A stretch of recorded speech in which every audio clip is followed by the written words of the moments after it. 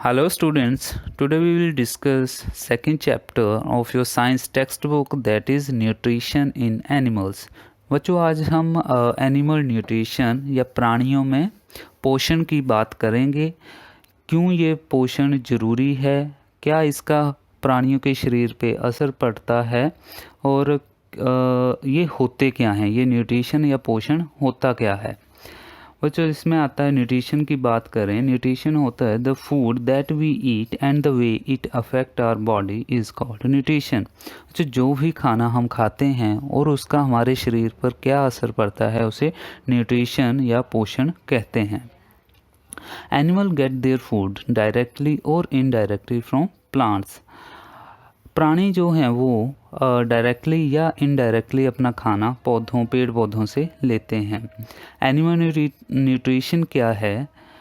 It focuses on nutrient requirement, mode of taking food and its utilisation in body.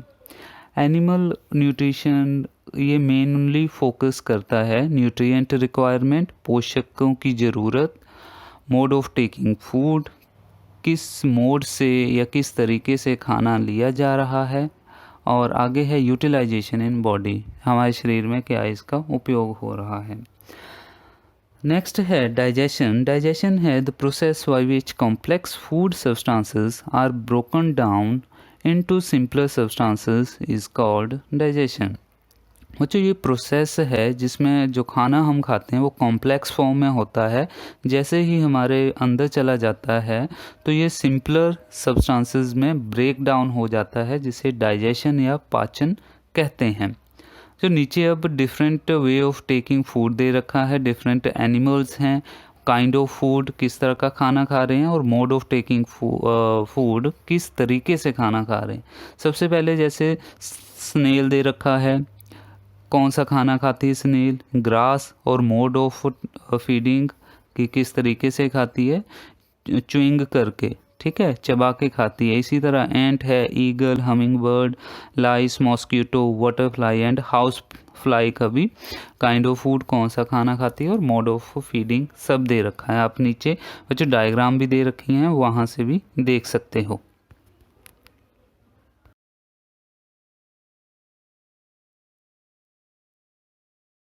अब next हमारे पास आता है digestion in human, इंसानों में पाचन।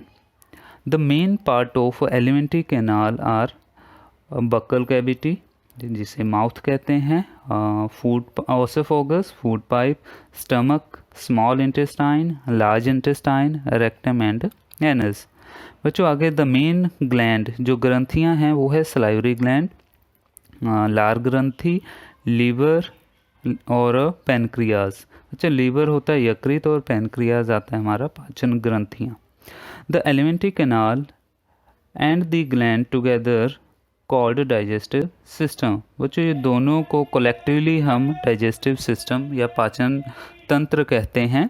साथ में सारी आपकी ग्लैंड्स और पार्ट्स की बच्चों आपको पोजीशन बता रखी है ह्यूमन बॉडी में कहाँ कहाँ होते हैं। बच्चों नेक्स्ट आता है हमारा टंग जो हमारी जीभ है। The tongue has taste buds to detect different taste of food. The different region of tongue detect different taste. जो हमारी जीभ जो है इसके अलग अलग हिस्से हैं और अलग अलग हिस्से अलग अलग टेस्ट का पता लगाते हैं।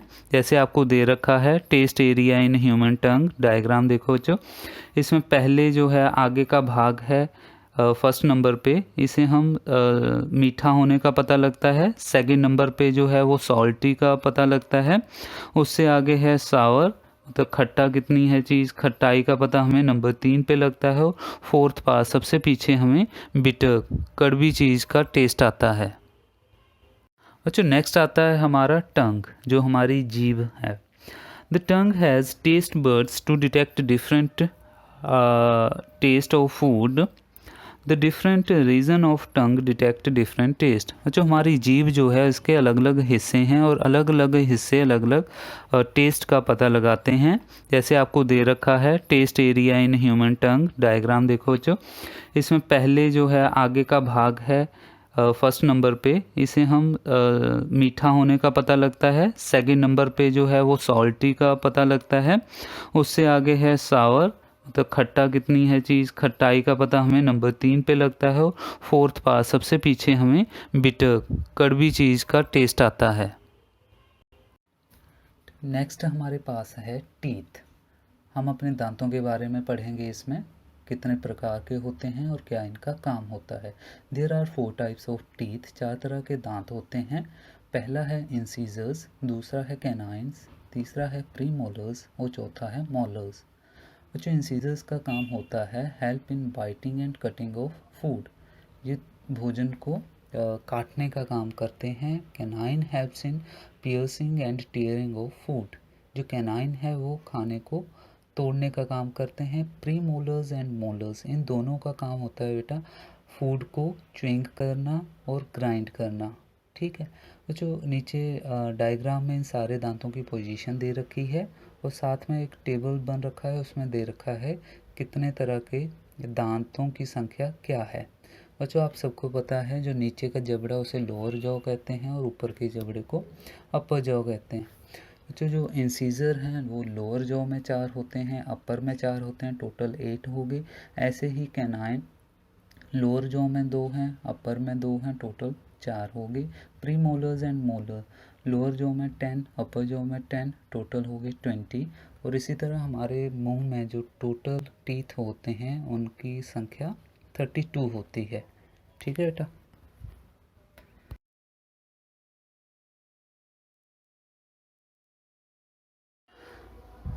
बच्चों नेक्स्ट हमारे पास आता है डाइजेशन इन ग्रास ईटिंग एनिमल्स। ठीक है बच्चों, जो भी घास खाते हैं उनमें कैसे पाचन होता है। Grass eating animals like cows and buffaloes quickly swallow grass and store in separate part of stomach called rumen।